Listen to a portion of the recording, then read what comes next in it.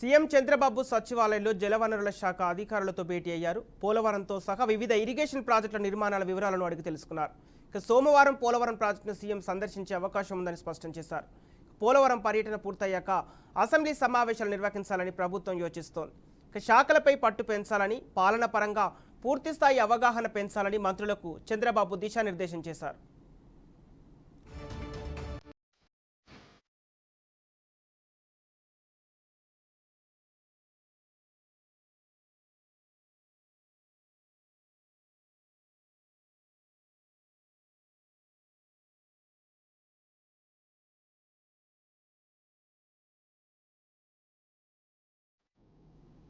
దీనికి సంబంధించిన పూర్తి డీటెయిల్స్ బ్రహ్మం ఫోన్ ద్వారా సిద్ధంగా ఉన్నారు. బ్రహ్మం, పోలవరంపై చంద్రబాబు ఫోకస్ పెట్టినట్టు తెలుస్తుంది. ఈసారి పోలవరం ప్రాజెక్టుకు ఎలాంటి చర్యలు తీసుకోబోతున్నారు గత ప్రభుత్వంలో కంటే?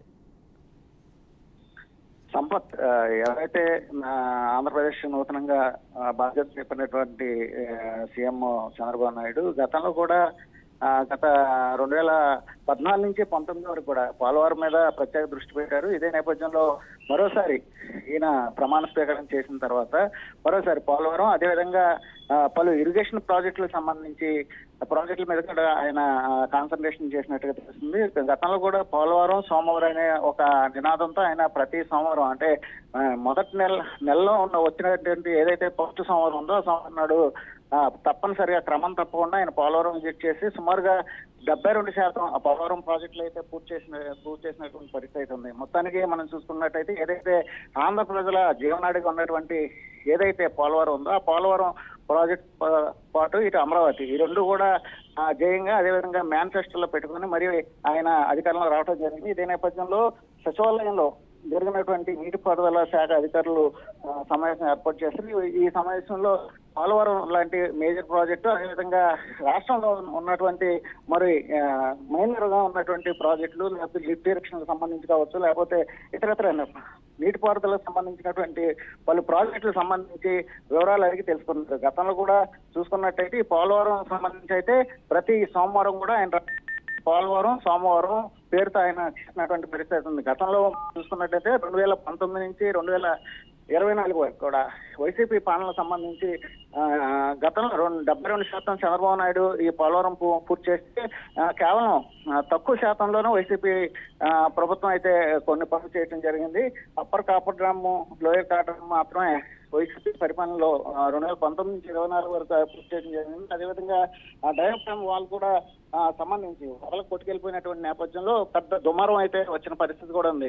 ఎవరైతే చంద్రబాబు నాయుడు ఉన్నారో ఆయన పోలవరం ప్రాజెక్టుకు సంబంధించినటువంటి పనులకు సంబంధించి నాణ్యత లేకుండా ఆయన కట్టడం వల్లే కాపర్ డ్యామ్ వాళ్ళు కొట్టుకుపోయిందని చెప్పేసి పలు దుమారం అయితే అసెంబ్లీలు కావచ్చు, బయట కావచ్చు, పలు దుమారం అయితే జరిగిన పరిస్థితి ఉంది. మరోసారి మనం చూసుకున్నట్లయితే ఎవరైతే చంద్రబాబు నాయుడు మరోసారి అధికారంలో వచ్చినటువంటి నేపథ్యంలో ఈ పోలవరం ప్రాజెక్టు సంబంధించి పనులన్నీ పూర్తయితాయని కూడా ఈ రాష్ట్ర ప్రభులు రాష్ట్రానికి సంబంధించినటువంటి ప్రజలు ఆశిస్తున్నారు. అదేవిధంగా టీడీపీ నాయకులు కూడా తమ ప్రభుత్వంలోనే ఏదైతే నారా చంద్రబాబు నాయుడు ఆధ్వర్యంలోని పోలవరం పూర్తవుతుంది, పూర్తిగా రైతులకు సాగునీరు, త్రాగునీరు కూడా అందిస్తారని చెప్పేసి చెప్తున్నారు. మొత్తానికి చూసుకున్నట్టే కేవలం మిగిలిన ఇప్పటి వరకు కూడా 48 గేట్లు పోలవరం సంబంధించి ప్రాజెక్ట్ సంబంధించి 48 గేట్లు ఏర్పాటు చేశారు. స్పిల్ వే కంప్లీట్ అయింది. అదేవిధంగా upper coffer dam, lower copper dam కూడా పూర్తయినటువంటి పరిస్థితి. ఎక్కడం కాపర్ డ్యామ్ సంబంధించి కొంత మేరకు పనులు పూర్తవలసి ఉంది. మొత్తానికి చూసుకున్నట్లయితే మరికొన్ని కొద్ది రోజుల్లోనే పోలవరం పూర్తయి ఆంధ్ర ప్రజలకు సంబంధించినటువంటి రైతులకు తాగునీరు అందించే విధంగా అయ్యే అవకాశాలు అయితే పూర్తి కనిపిస్తుంది. సంపత్. ఓకే బ్రహ్మం, అంటే పూర్తి స్థాయిలో పోలవరం ప్రాజెక్టు పనులు ఎప్పటి వరకు పూర్తి చేసే దిశగా ప్రభుత్వం అడుగులు వేస్తోంది?